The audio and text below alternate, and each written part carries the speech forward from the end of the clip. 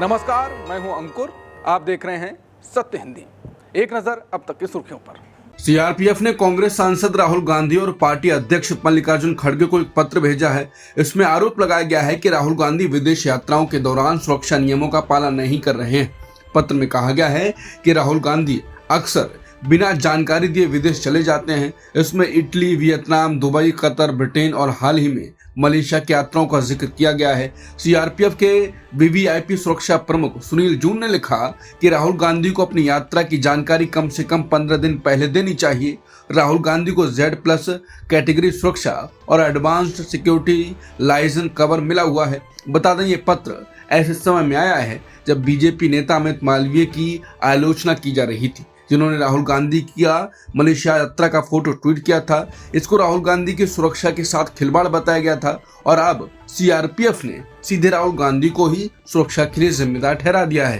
कांग्रेस ने गुरुवार को सवाल उठाया कि क्या सीआरपीएफ का राहुल गांधी पर सुरक्षा नियम तोड़ने का आरोप विपक्ष के नेता को डराने की कोशिश है। कांग्रेस प्रवक्ता पवन खेड़ा ने कहा कि सीआरपीएफ का लेटर और उसका तुरंत पब्लिक होना कई गंभीर सवाल खड़े करता है। उन्होंने ट्वीट किया कि ये चिट्ठी ऐसे समय पर आई है जब राहुल गांधी बीजेपी और चुनाव आयोग की मिलीभगत से हुई वोट चोरी के खिलाफ मोर्चा खोले हुए हैं। राहुल गांधी ने पहले ही बड़ा खुलासा करने का ऐलान किया है। क्या सरकार इसी से घबराई हुई है? बता दें, खबर है कि सीआरपीएफ का पत्र राहुल गांधी की हाल की विदेश यात्रा मलेशिया से लौटने के बाद आया है। राहुल गांधी ने अभी तक इस पर कोई प्रतिक्रिया नहीं दी है। सीआरपीएफ के हवाले से अब बीजेपी फिर से उतर गई है। बीजेपी के राष्ट्रीय प्रवक्ता शहजाद पूनावाला ने कहा कि मैंने वो लेटर नहीं देखा है, लेकिन मीडिया के जरिए मुझे सूचना मिली है। उन्होंने सवाल उठाया कि आखिर विदेश यात्रा के दौरान ऐसा क्या होता है जिसके चलते राहुल अपनी सुरक्षा पर भरोसा नहीं करते। भाजपा प्रवक्ता ने यह भी कहा, वहां कौन सी सीक्रेट मीटिंग करने जाते हैं।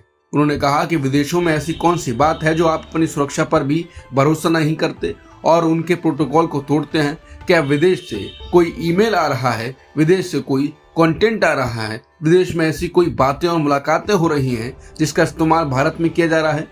कहीं किसी को पता ना चले, इसलिए सिक्योरिटी के साथ खिलवाड़ किया जा रहा है।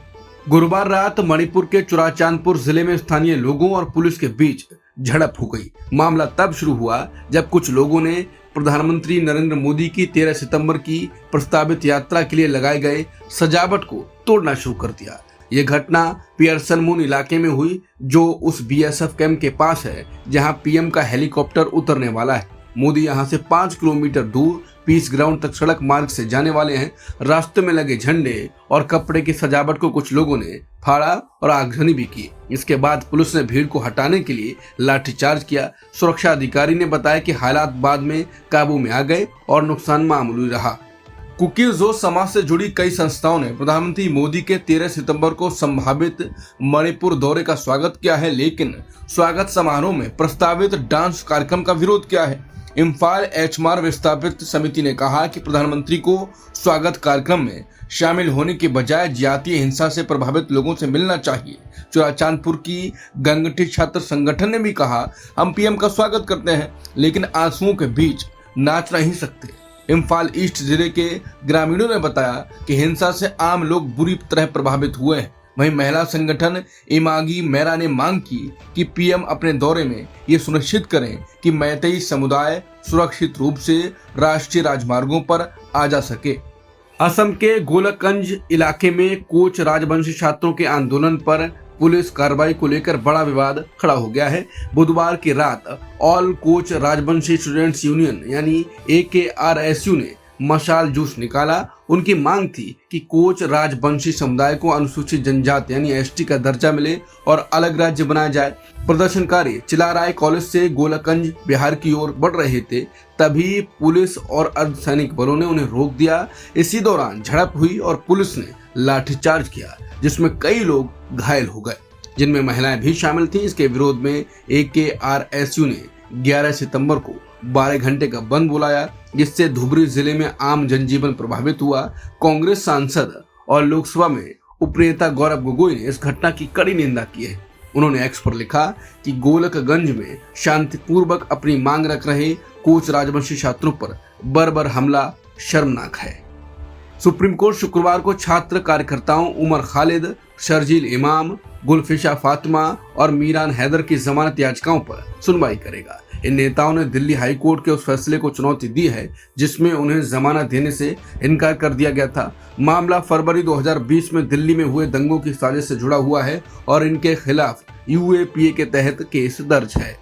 सुप्रीम कोर्ट ने साफ कहा है कि अगर कोई संवैधानिक पदाधिकारी जैसे गवर्नर या राष्ट्रपति अपनी जिम्मेदारी पूरी नहीं करता तो कोर्ट चुपचाप बैठा नहीं रह सकता। मुख्य न्यायाधीश BR गवई ने गुरुवार को कहा कि चाहे कोई भी पद कितना भी बड़ा क्यों ना हो, वो कानून से ऊपर नहीं है। मैं न्यायिक सक्रियता को मानता हूं, लेकिन ये कभी न्यायिक आतंक में नहीं बदलना चाहिए। अगर लोकतंत्र का कोई हिस्सा अपनी जिम्मेदारी पूरी नहीं करता तो क्या सुप्रीम कोर्ट हाथ पर हाथ धरे बैठा रहेगा? ये टिप्पणी उस राष्ट्रपति संदर्भ सुनवाई के दौरान आई जिसमें विपक्षी दलों की सरकार वाले राज्यों और राज्यपालों के बीच कानूनों को मंजूरी देने में हो रही देरी को लेकर टकराव सामने आ रहा है।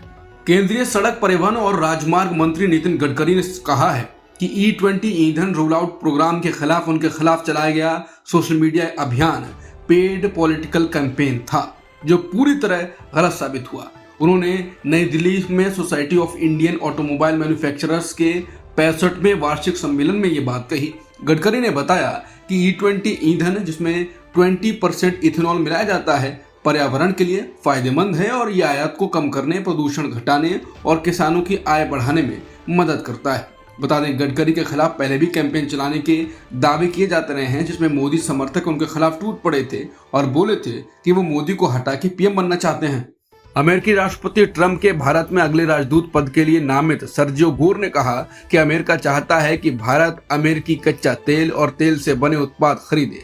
उन्होंने बताया कि इस समय चल रही व्यापार वार्ताएं इसी दिशा में हो रही हैं। गोर ने कहा कि भारत की 1.4 अरब से ज्यादा आबादी और तेजी से बढ़ता मध्यम वर्ग अमेरिका के लिए बड़ा अवसर है।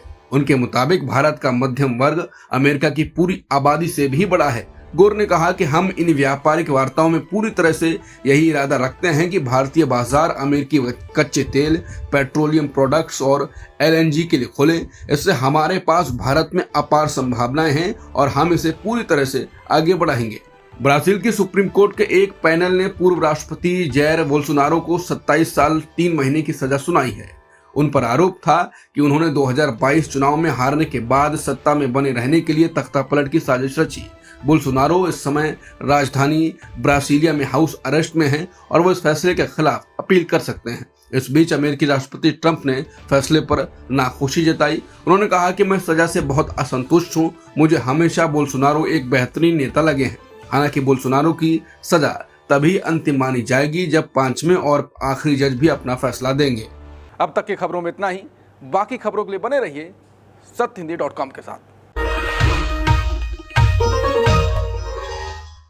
Copyright disclaimer under Section 107 of the Copyright Act 1976. Allowance is made for fair use for purposes such as criticism, comment, news reporting, scholarship, and research. Fair use is a use permitted by copyright statute that might otherwise be infringing.